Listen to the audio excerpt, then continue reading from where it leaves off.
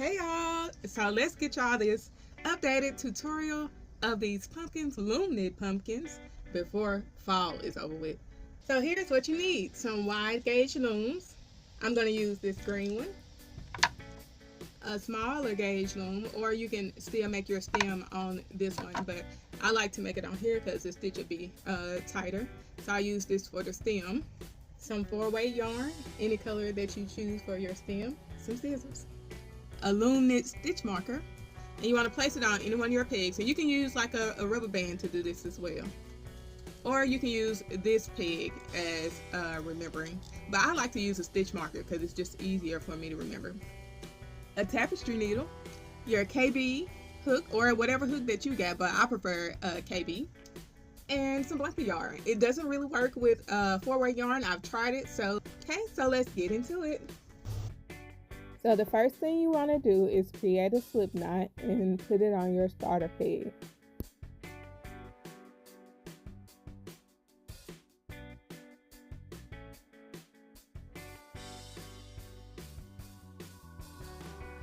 We're going to start back by doing an E-wrap cast on all the way around the loom, and you do this by wrapping the pegs counterclockwise. And if you're left-handed, you can wrap the other way by wrapping the pegs clockwise, just as long as the wrap is pointed on the outside of the loom. So then you'll wrap the first peg and knit off, and this is what you call knit off, and push all your pegs down, and then you're going to wrap your second wrap of E-wrap so you can complete the E-wrap cast on, making sure to skip the first peg that you use to place your slip knot on, because you've already knitted off on that peg.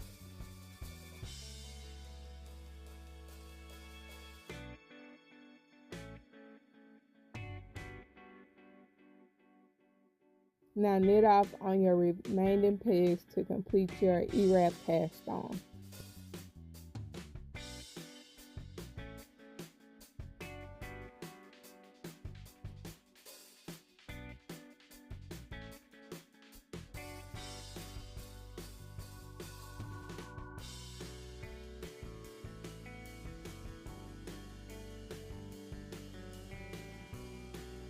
Now you're going to rotate the loom to face you, so now you can do your knit 2, purl 2 stitches. This is the ribbon stitch by knitting board. And to work them, you do 2 U stitches, which is what I'm doing now, and 2 purl stitches. So to do the purl stitch, you take your hook down the previous loop and grab your working yarn. Your working yarn is the yarn that you're constantly using to make new stitches. Take it off and replace that stitch with a now new purl stitch. I'm going to show you again.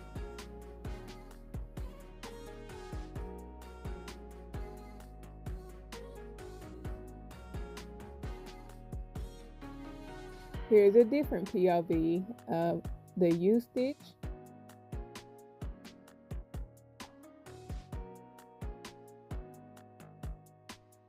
And now the purl stitch. Take your hook down the old stitch, pull up your working yarn, take the old stitch off the loom, replace it with your new purl stitch, and repeat that for your next peg, and then do U stitch.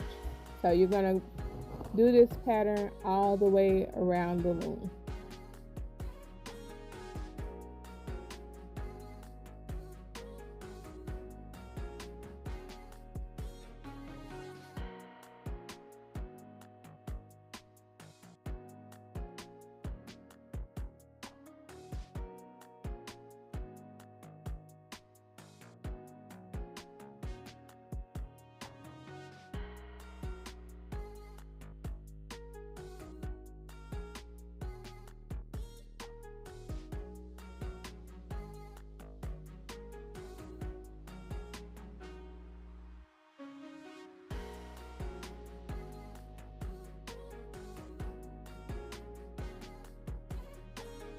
And to verify that you've done the pattern right, you should end with 2 purl stitches.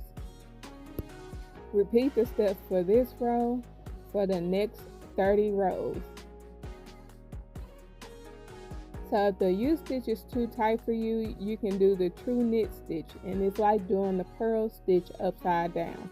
So you'll go up under the old stitch, pull it up, pull your loop through, take it off and replace it. Go under the previous loop, grab your working yarn, pull it through, take it off of your loom and replace it with your new true knit stitch. And I'm going to leave it on here because the true knit stitch and the U stitch are very similar. They're a tight stitching. So I'm just going to leave it there. I'm not going to even take it off. I just wanted to show you guys that you don't have to do the U stitch. And this is just showing you guys that the pattern on the back, just in case you get lost. And now you should have something that looks like this. And the pattern for purl stitch is here, and the U stitch is here for if you would just like to just refer to the front if you get lost. And so you should end up with something between 4.5 to 6 inches, because you're going to lose an inch or two at the top and the bottom of your pumpkin by the time you start closing it together. And you're going to end it with an E-wrap.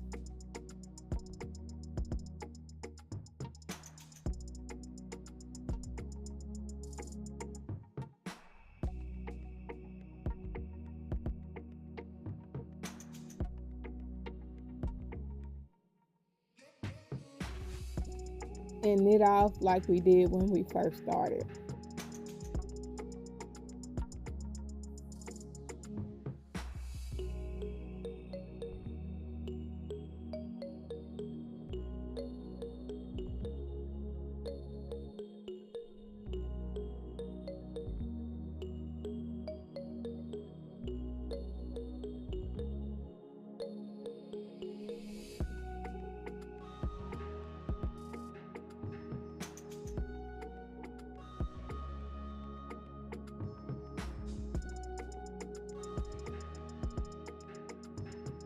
Grab your 4-way yarn and wrap it around your loom twice.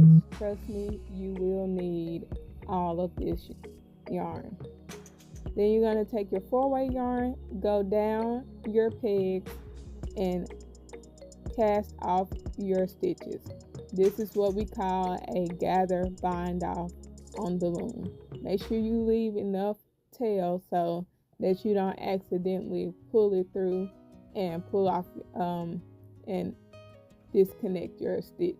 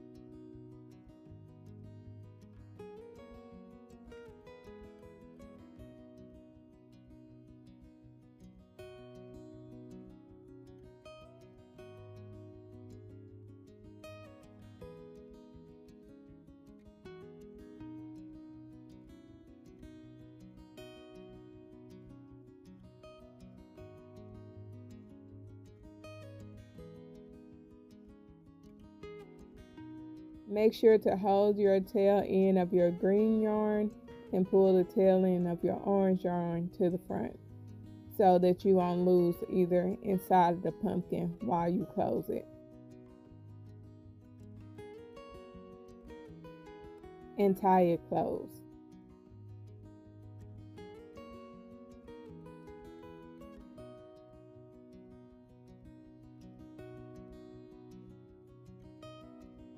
It should look similar to this. Now you want to grab your fiber and stuff it. I kind of stuffed mine too tight during this tutorial, But over time you'll kind of figure out how you want yours to go. And you can kind of massage through the bottom to kind of flatten it out some if you want yours a little bit smoother than what this looks like. After you stuffed it for right now, go ahead and put your needle through the middle, and then take your needle through the other E-stitches that you had at the top. This is why you use E-stitches, because it makes the gathering at the top more flexible. So you're just going to go into all of those and then pull it closed.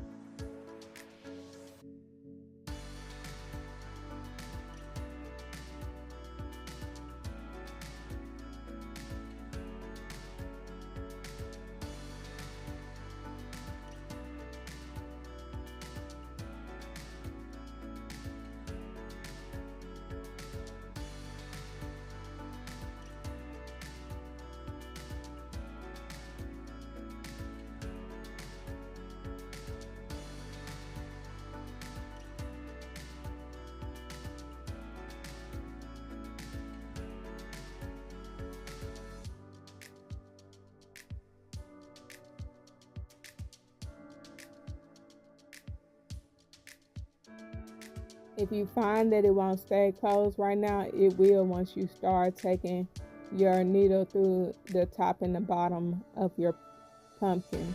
This is to get it to squeeze in the middle so they'll have more of a pumpkin look.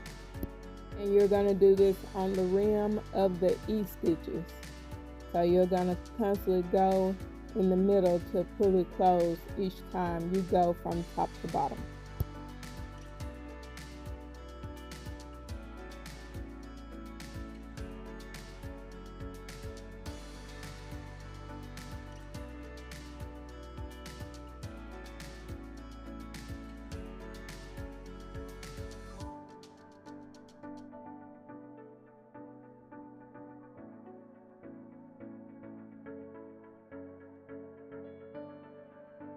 If it starts to look a little weird for you, just rub it between your hands to kind of shape it up. Once you finish doing this, just tie all of your strands together in a knot and then thread them to through your pumpkin to hide the strands.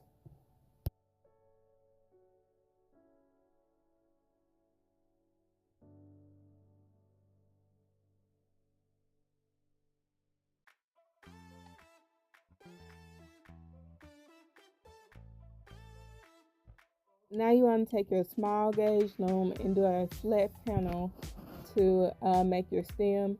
You can use your wide gauge loom, but I suggest that you use the U-stitch or the true knit stitch to make your stitches tight so that it can not be as loose for your pumpkin. And I'm just going to show you how I typically go back and forth to do an E-wrap flat panel. A flat panel is just, it's not like a tube or anything. It's just a flat piece, a rectangle or square type piece. And you want to E-wrap 12 pegs and do 12 rows. And that should get you a good amount of thickness and height.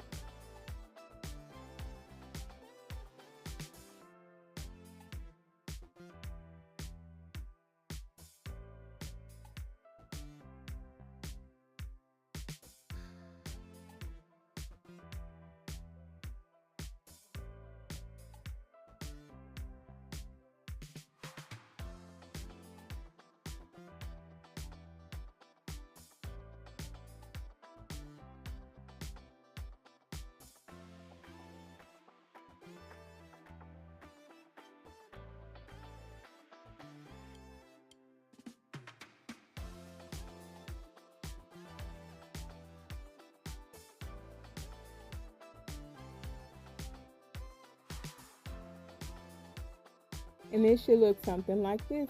And this is how you take it off.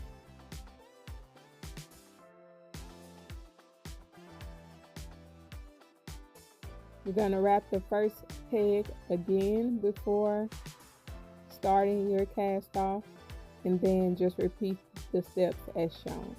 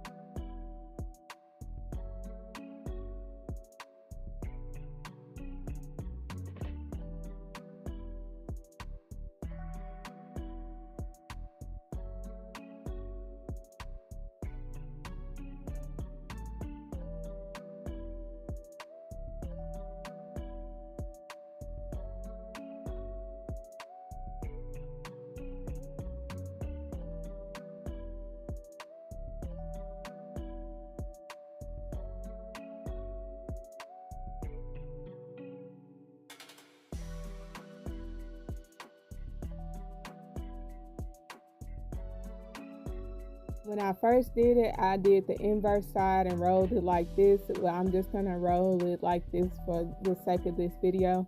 And then you're just gonna sew it closed. So it's based on whatever preference that you have. And also I forgot to mention, so if you're doing different sizes, the small size is 30 rows, the next size after that is 40. So you're just gonna increase by 10 rows per each size of loom that you want. And I think the size of this stem is pretty standard for all, so I don't think you need to like do any more rows or stitches for this.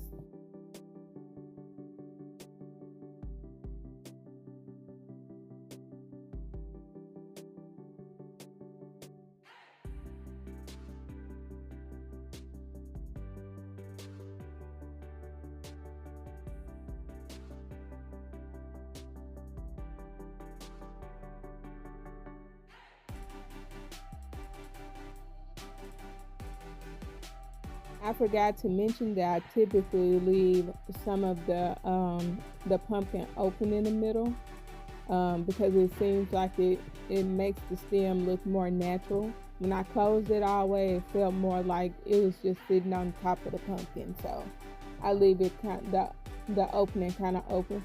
And so you're gonna go around the E-stitches to connect it.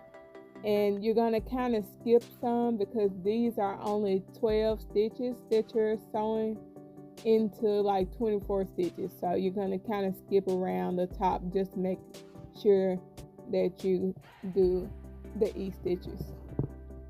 And if you feel like you still have too much space while you're sewing this around, just go back into some spaces to stretch it out so that it'll cover kind of evenly.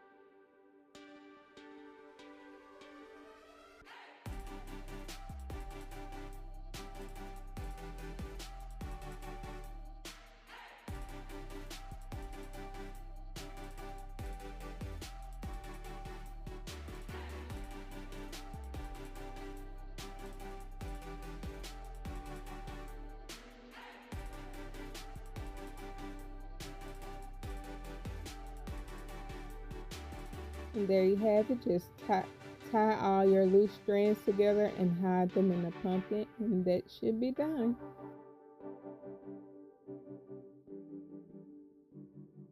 And there you have it. You should have something similar to this. And so now we have three. So I hope you guys enjoyed this. Please like, share, comment. Please, if you can, if you want to, tag me in your mix because I want to see some different colors. I know I keep producing orange, but I would like to see some different colors.